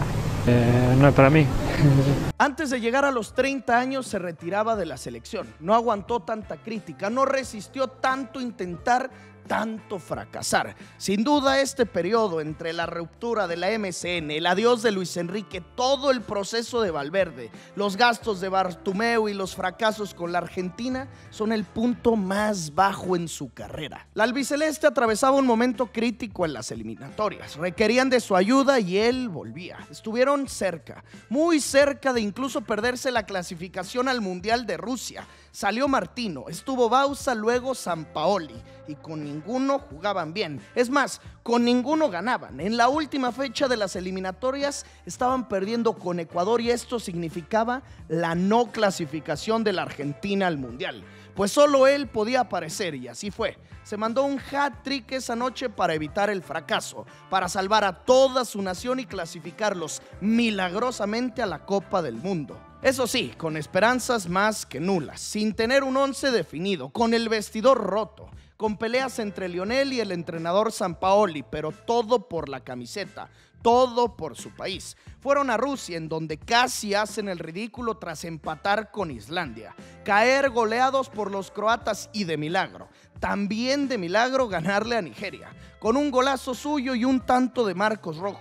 Así se metían a los octavos de final en donde se sabía esto no pintaba bien. Pues ante los franceses, dicho y hecho, se llevaron una derrota en la cual pelearon hasta el final, pero el talento y la velocidad de un joven Kylian Mbappé aplastó a la defensa de Mascherano y con esto, adiós a otro mundial, adiós a otra Copa del Mundo, adiós a otra oportunidad de título. Se siente muy agresivo este recuerdo por estos años de constantes caídas, constantes fracasos, constantemente intentando y siempre perdiendo. Pero yo recuerdo que cuando pasaba esto no se sentía así, y es que cuando portaba la camiseta blaugrana volvía con sus goles, con su magia, con sus tiros libres, sus jugadas espectaculares e incluso esa temporada 2018-2019 en la que se sintió tan cerca el regreso a la cima de Lionel, que todo esto que pasaba con Argentina se opacaba. Esa campaña vivimos su último prime como culé.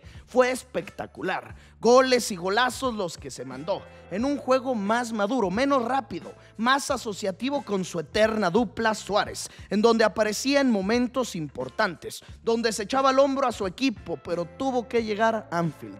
Tuvo que llegar Trent y las desconcentraciones defensivas para arruinarlo todo. A pesar de ese amargo recuerdo del 4-0 ante Liverpool, cerró la campaña con más goles que partidos jugados, 51 tantos, y este le trajo su último Balón de Oro como culé. Luego entramos en la pandemia, en la dirección técnica de Quique Setién, en ese asqueroso nivel blaugrana, en ese terrible 8-2 ante el Bayern y luego ¡pum!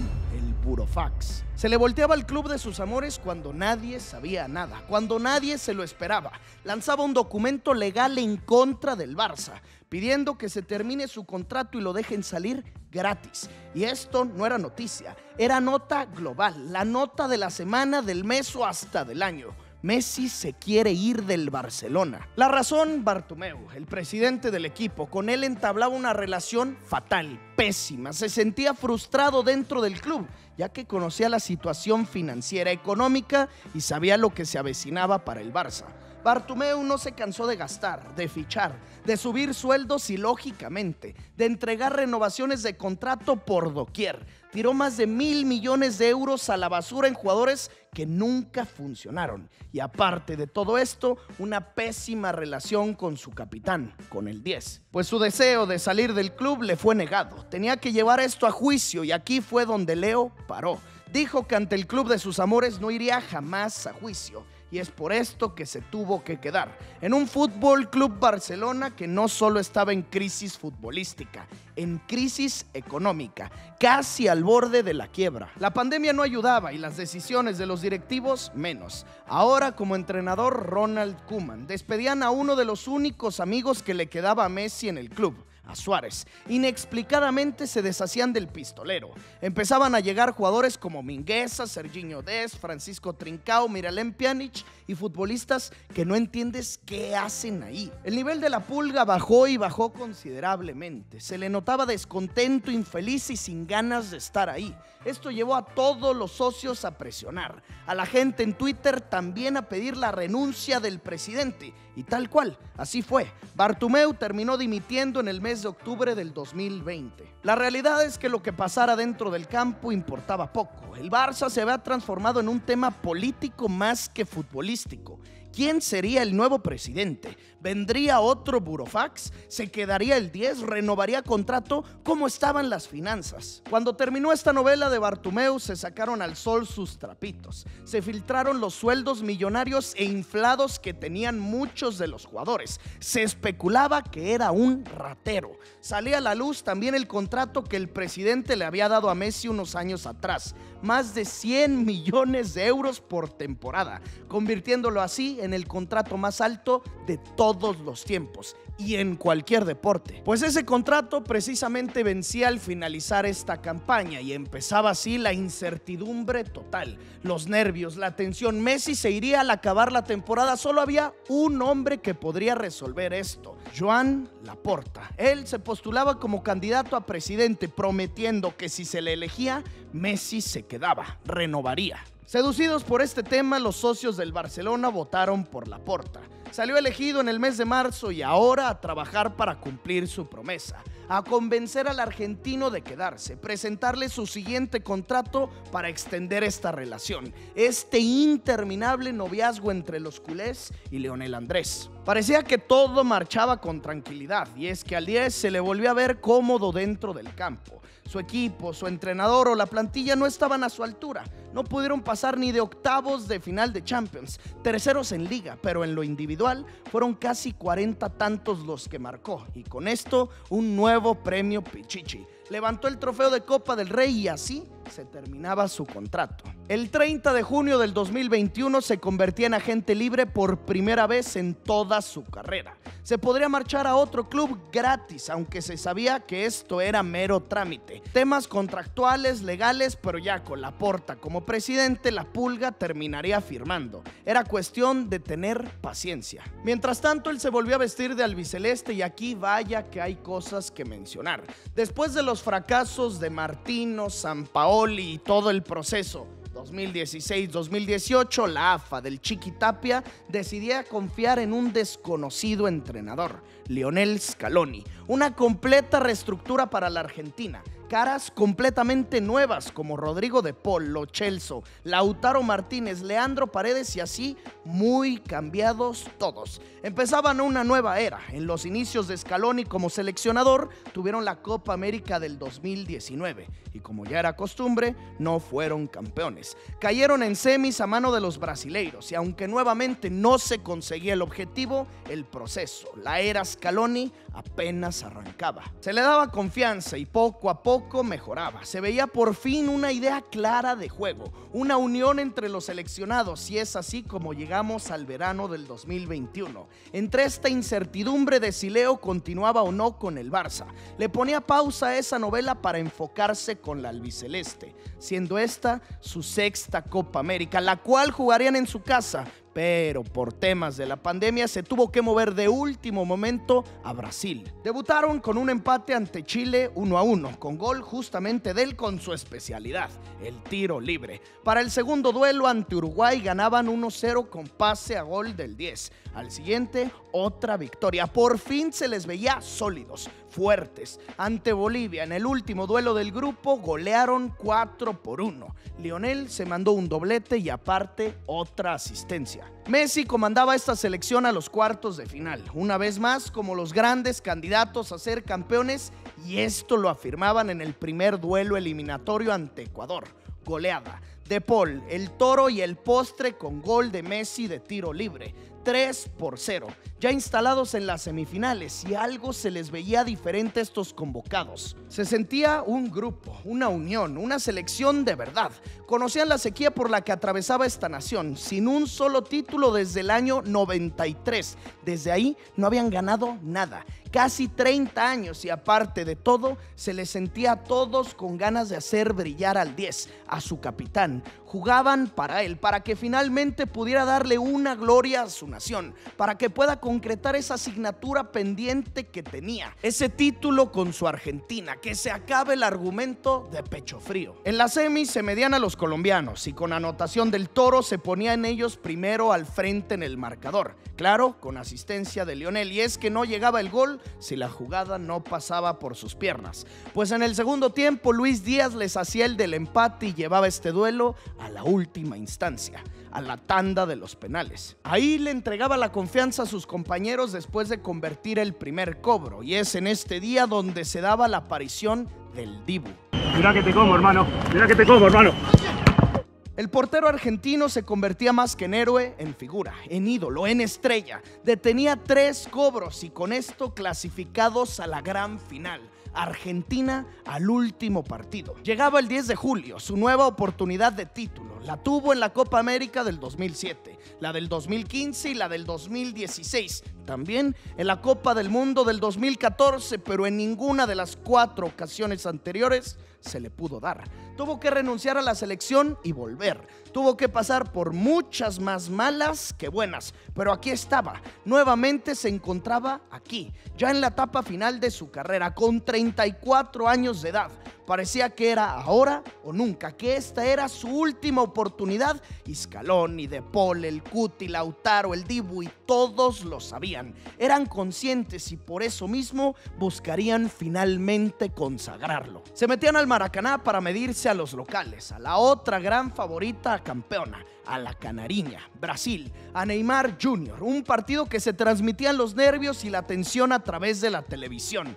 Cosían a patadas a Neymar evitando su anotación, y lo mismo pasaba del otro lado para con Messi. Lo tenían marcado todo el tiempo. Y si Argentina quiere ganar algo, tiene que aparecer el hombre de las finales, el que no venía siendo titular en toda la Copa, pero que Scaloni notó algo para darle la titularidad esta noche. Ese ángel que en Beijing hizo el único gol para ganar el oro olímpico. Ahora partía dentro del 11 ideal y en un trazo largo de De Paul corría el fideo, recepcionaba con el muslo, se metía dentro del área y bombeando su remate por encima de Ederson, hacía el gol que les daba ventaja. Otra vez Di María con gol en una final. Se volvía loca la Argentina, lo festejaba Scaloni y todo su grupo. El partido se hacía largo, eterno, así se sentía. Tuvo una para hacer el gol del trofeo, pero un resbalón le impidió hacer el 2-0. Aún así, en defensa estuvieron impecables. Nadie marcaba gol en el arco del Dibu, y mientras el reloj transcurría su marcha, se empezaba a convertir esto en una realidad. Lionel Messi, después de muchísimos intentos, sería campeón con la Argentina. Después de 4 finales perdidas, después de renunciar y de volver, de aguantar críticas, burlas y más críticas, añoraba, soñaba con este momento, y fue a sus 34 años de edad que finalmente llegó. Se escuchó el silbatazo final y por fin se podría decir: Lionel Andrés Messi cumplía con su país. Les entregaba esa alegría por la que tanto trabajó, la que tanto les prometía. Se tiraba al suelo, lloraba. Sus compañeros lo iban a abrazar, y es que esto era histórico, algo nunca antes visto, lo único que le faltaba en su carrera. Argentina con Scaloni, campeona de la Copa América 2021. Leo levantaba el trofeo para toda su nación. Aparte, terminó como el goleador, el líder asistidor y el mejor jugador de este campeonato. Un torneo perfecto, emotivo a más no poder. Ese día cerraba su verano de forma perfecta. Se tomaba unas más que merecidas vacaciones antes de volver a Barcelona. Se seguía hablando de su renovación de contrato. Muchos periodistas aseguraban que ya estaba hecho, que ya tenían acuerdo y que solamente faltaba que Messi pisara tierra en Cataluña para que se firmara el papel. Regresó a España junto con toda la familia y aunque se sabía que era un hecho, empezaban los problemas. Jorge, su padre y sus abogados le avisaban a Lionel que debido a los conflictos económicos del club no le podrían renovar si no se reducía el sueldo. La Pulga, con el amor que siente por el Barcelona, accedía. Aceptaba perder la mitad de su salario, el 50% de su contrato. Con esto parecía que así se librarían de problemas los culés. Pues no, era tal la crisis financiera que se vivía dentro del club que después de negociaciones con Tebas, el presidente de la liga, de largas pláticas entre Laporta, Messi, Jorge y todos sus abogados, se les notificaba que no había nada por hacer. El Barcelona no podría inscribir a Lionel como jugador del Fútbol Club Barcelona. Un escándalo, una noticia que le daba una y otra vez la vuelta al mundo. Esto era más que una noticia, era una tragedia. Se tendría que terminar, no por mutuo acuerdo, sino por temas económicos o legales, una relación de más de 20 años, una vida entera. Todo lo que había construido en esa ciudad, ahí fue niño, fue adolescente, fue joven, fue adulto, fue canterano, fue promesa, fue una joya, fue una estrella, una realidad, un ídolo, una leyenda. Quería terminar su carrera ahí, pasarla toda en un mismo equipo y ahora, después de por fin conseguir ese tan ansiado trofeo con selección, regresaba liberado de una de sus grandes preocupaciones y se le daba la bienvenida con esta noticia. Dile adiós a tu ciudad, dile adiós a tu vida y búscate un nuevo equipo. El único adiós que pudo tener para con su gente, con sus aficionados y con el equipo al que tanto amó fue una conferencia de prensa. Una que no puedes decir ni desgarradora o triste. Esa palabra o esas palabras se quedan cortísimas. Se le veía incontrolable, con lágrimas, un llanto incesante, una tristeza total. Es muy difícil esto para mí.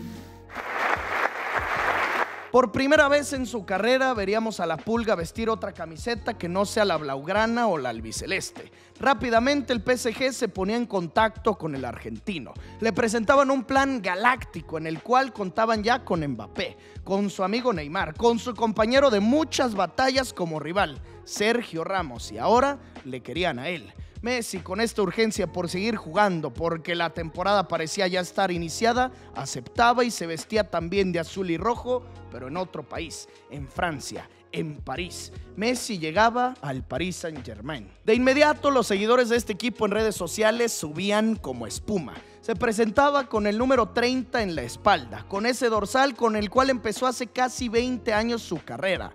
La gente hablaba de que podría ser el mejor cuadro de toda la historia por todo el talento combinado en las líneas. Y así arranca un nuevo camino en su trayectoria, en su vida. Una etapa nueva, la etapa Lionel en el PSG. La decepción que nos llevamos todos fue grande, muy grande en todos los sentidos. Marcaba muy pocos goles. Los eliminaban desde octavos de final de Champions, donde él falló un penal. Se notaba desubicado, descontento. No había grupo, no había unión. No se entendía como todos esperábamos con Neymar o Mbappé. Eso sí, cuando lo llamaba Scaloni, cuando vestía al Albi, cambiaba. Con ellos siempre goles o partidazos, como esa finalísima ante Italia. Cumplía los 35 años. Tranquilamente se podría retirar y es que ya alcanzaba una edad importante. Ya lo había ganado todo, ya no tenía necesidad de nada y aunque se le veía acabado con el PSG, después de ese campeonato de América en Brasil, llevó a los votantes de France Football a entregarle su 7º Balón de Oro. Así que tenía los 4 seguidos en la era de Guardiola, el de la MSN con Luis Enrique, el del 2019 donde sacó su último prime como culé y ahora en su etapa más madura, el 7º. Así se podría acabar su carrera como profesional, pero no. Tenía en la mira su 5ª Copa del Mundo, su 5ª participación en un mundial, Qatar. Y es que se sabía de lo que eran capaces. La selección argentina venía al alza. Desde ese trofeo en 2021 seguían mejorando y mejorando. Una racha invicta de más de 30 partidos. años y años sin perder. Esto le traía a la Pulga la motivación de seguir, de continuar. Fue por esto que decidió quedarse por al menos una temporada más en París. Empezaba la 2022-2023 y ahora sí mejoraba.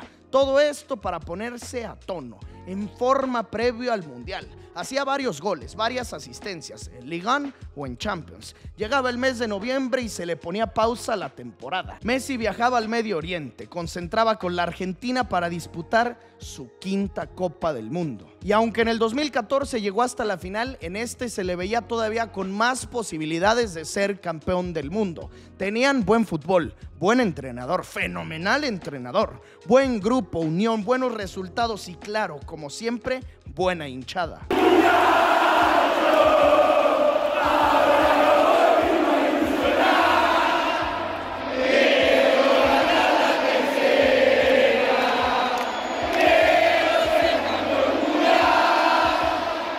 Llegamos a Qatar, al Mundial del 2022, a la consagración del pibe de Rosario, del que no podía crecer, de la Pulga como el mejor de la historia, de todos los tiempos. Con dedicatoria especial le iría esta copa al Diego. Desde su heroica actuación en el 86 no habían vuelto a probar la gloria del Mundial. Los muchachos soñaban y pedían la tercera, y la escaloneta estaba lista para entregárselas. Debutaban con la más débil del grupo, con la selección de Arabia Saudita, y se llevaban la sorpresa. A pesar de que ganaban con un tanto justamente del 10 por la vía del penal, les empataban y rápido les remontaban. La albiceleste no pudo con los árabes y se llevaban de su primer partido una derrota. Algo más que improbable, perdían un largo invicto de años. Encendían las alarmas de su nación, y es que en caso de no conseguir triunfo para el segundo duelo, podríamos decir que la gran favorita campeona eliminada desde fase de grupos. Ese segundo partido fue ante México, tenso, difícil, complejo. No podían hacer gol, no podían romper el cero en el arco de Ochoa. Solo él podía y lo sabía perfectamente. Necesitaba un hueco, un espacio. En cuanto lo encontrara, knockout para los mexicanos. Pues fue hasta el minuto 64 donde la encontró. Disparó con su zurda privilegiada desde fuera del área y por debajo, pegado al palo, y era un gol que se festejaba con euforia, liberación. Esto no solo eran 3 puntos, era mucho más que eso. Enzo Fernández confirmó la victoria y así respiraba Scaloni y sus muchachos. En el último duelo confirmaban su clasificación como líderes del grupo. Vencieron a los polacos y se alistaban para todo el largo camino que aún faltaba por recorrer, empezando por los octavos de final. Su rival, Australia. A ellos Messi les hizo su tercer gol del torneo, un golazo con una linda jugada. La araña Julián, el 2-0, y a pesar de que recibieron un tanto al cierre y de que pedían la hora, que sufrieron mucho, terminaban con la victoria. Paso 2 completado. Argentina a los cuartos de final. Ahí tendrían como rival a la Naranja Mecánica, a la selección de Holanda. Leo se armó un pase de genio para Molina mismo, que terminó siendo gol de Nahuel. Un golazo argentino, y para aumentar la ventaja, para seguir con grandes noticias, penal para la escaloneta y el 10 lo transformaba en gol. 2-0 arriba, dentro ya de las semifinales. Aunque se dice que para ganar una Copa del Mundo tienes que sufrir, y bastante. Pues ese día llevaron el nervio al máximo, al límite. Estaban 2-0 arriba después de los 80 minutos y de pronto, cabezazo de Weghorst y en una jugada prefabricada, el 2-2. Al 90 más 10 de agregado le sacaban el partido, le sacaban el empate, los llevaban hasta los tiempos extras y después de 120 minutos de paridad, a la tanda de los penales. Se sabía que con el Dibu bajo los 3 palos era confianza, seguridad. Tenían ventaja, pero es un mundial. Son unos penales y nadie quiere estar aquí. Pues esa confianza que el Dibu les transmitía se veía reflejada en el marcador. Atajaba el cobro de Van Dijk. Messi convertía el primero y nuevamente el Dibu atajaba y bailaba. Ponía en gran ventaja a su país y con un disparo hacia adentro de Lautaro Martínez se clasificaban. Sufriendo, pero estaban dentro. Volvían a las semifinales. El sueño se mantenía vivo. Messi y la escaloneta a la siguiente ronda. Ahí en Lusail, con un estadio completamente lleno de argentinos, se vivió la mejor de sus exhibiciones, su mejor partido. Despedazaron a Modric, a los croatas y en específico Messi a Bardiol. Él marcó el primero con un cobro perfecto desde los 11 pasos. La araña hacía el 2-0 y tras la jugada icónica, la jugada del Mundial en la que bailó a Bardiol, dejaba para que Julián se luciera e hiciera el 3-0. 3-0 le pasaban por encima a Croacia, así que tenemos final para la albiceleste, la segunda en la carrera de Lionel, en su mejor actuación en Copas del Mundo, haciendo gol en fase de grupos, en octavos, en cuartos, ahora también en semifinales, en todas las rondas, en su quinta copa, en su veteranía. A sus 35 años viviría en Lusail un 18 de diciembre su segunda final de Copa del Mundo, su segunda final para consagrarse. Francia era el rival, la selección de Kylian Mbappé, los actuales campeones, los que los eliminaron en Rusia en busca del bicampeonato de Champs. Final soñada, inmejorable, y es así como llegamos al día de la gloria. Se entonaba el himno de su país rodeado por 10 guerreros que buscaban, al igual que él, la gloria eterna, pero que sabían lo que para su carrera esto significaba. Empezaba la gran final y todas las ocasiones eran para la albiceleste. Los primeros impactos, los primeros remates y por supuesto que tendríamos participación del ángel de las finales. Él entraba al área, lo derribaban y se señalaba penal. Se paraba Leo frente a Hugo Lloris a ejecutar un penal más en este mundial. Podría ser su primer gol en final de Copa del Mundo y poner en ventaja a la Argentina. Excelsamente ejecutó su cobro y con esto el 1-0. Parecía ser el gol más importante de su carrera, pero aún faltaba y mucho. El dominio siguió, se mantuvo para la escaloneta. Armaron un jugador Messi y Julián. Descargaban para McAllister y ya estaban del otro lado. Cruzaba todo el área con un pase para el Fideo que entraba con la zurda y hacía el 2-0. Otra vez el Fideo, otra vez Angelito, otra vez Di María. Al igual que en Beijing, al igual que en el Maracaná, siempre en las finales aparece 2-0 arriba. Argentina con muchísimas posibilidades de ser campeón mundial, de que llegara la tercera. El sueño se estaba haciendo realidad. Lionel a sus 35 años tendría un cierre espectacular para su carrera, pero no sin antes vivir el sufrimiento. Igual o peor que contra Holanda en los cuartos, y es que aquí estaban a solo 10 minutos del final, de levantar la copa, pues una falta dentro del área llevó a Mbappé a pararse frente a los 11 pasos. En este el Dibu no pudo y se metía en el partido Francia, pues solo un minuto después, gran jugada del propio Kylian y con una especie de volea hacía un golazo, el empate. Del 2-0 al 2-2 en cuestión de 2 minutos. Se les escapaba la ventaja pasando del minuto 80.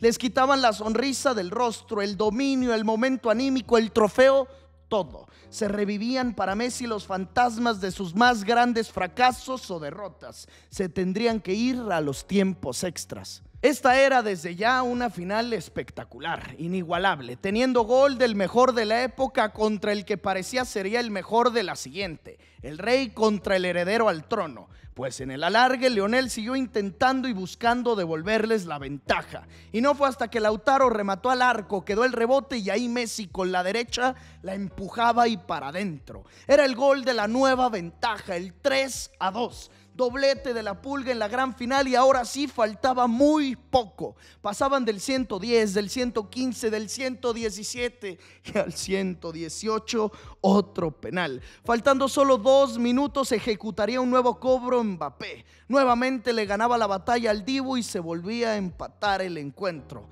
3-3 y tras 120 minutos de no encontrar a un ganador, se tienen que ir a la última instancia, a definir su futuro desde los 11 pasos. Los argentinos sabían de sus fortalezas, de su arquero, de ese que fue protagonista ante Holanda, también ante Colombia en la Copa América. Ahora buscaría replicar lo hecho. Ejecutaba primero a Francia, otra vez Mbappé y otra vez gol. Vendría el 10, vendría Lionel para igualarlo, para inyectar con confianza a los suyos. Calmado y paciente lanzó su cobro y también fue efectivo. objetivo. Su trabajo estaba hecho. De su lado no se podía hacer más. Doblete y aparte anotando su cobro de penal. Quedaba todo en manos de sus compañeros y sobre todo en las del Dibu. Y él sabe lo que hace. Le atajó a Kingsley Coman y después provocó, mareó, desconcentró a Tchouaméni y terminó fallando su cobro. Argentina se ponía en ventaja. Ni Dybala ni Paredes cerraban. Así que vendría la oportunidad de oro, la oportunidad del título, de ser campeón del mundo, después de 5 intentos para Leo, después de perder una final en 2014, después de recibir críticas y sentirse él mismo apenado y en deuda con toda su nación. Todo quedaba en las piernas de Montiel.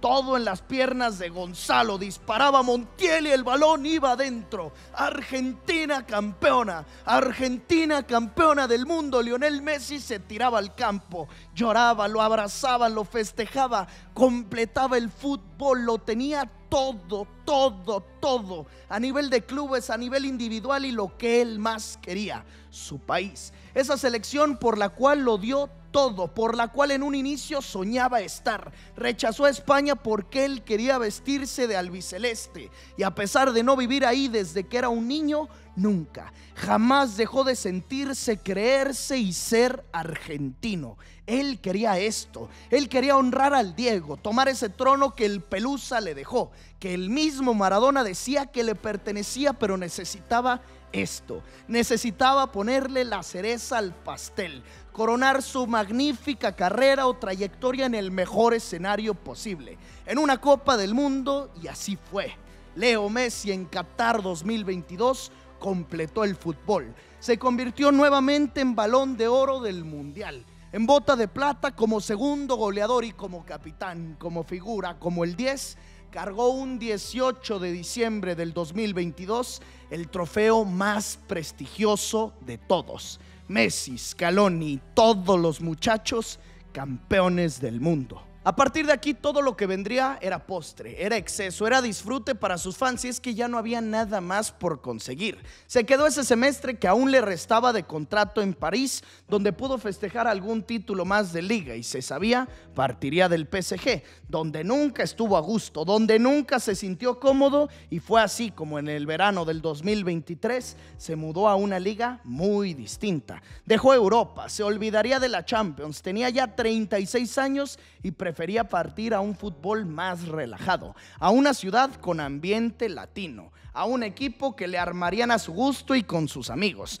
con un presidente y dueño que fue muy influyente, David Beckham. Leo se vestía de rosa y llegaba a los Estados Unidos para jugar en el Inter de Miami. Su etapa por la MLS ha tenido claramente sus muy buenos momentos, sobre todo a nivel individual. Ganó una Leagues Cup en la que hizo goles y golazos. Ha tenido festejos muy distintos a los que anteriormente hacía. Ha podido convivir con su familia en casa y en el campo. Se reencontró con su amigo Suárez, también con Busquets o Jordi Alba. Lo ha dirigido su excompañero Mascherano y a pesar del poco tiempo que lleva en Miami, ya es el máximo anotador de la historia de este equipo. Sigue siendo el mejor en su liga. Tiene más de 50 goles anotados y es que ha seguido haciendo goles en la MLS, la Leagues Cup, la Conca Champions o bien en el Mundial de Clubes. Su juego ahora es más lento, más pausado, más de pases o trazos largos, pero cuando toma el balón se siente la diferencia. Cuando toma el balón los defensores tiemblan. Cuando acomoda la bola en un tiro libre el portero ya sabe que ese balón irá adentro.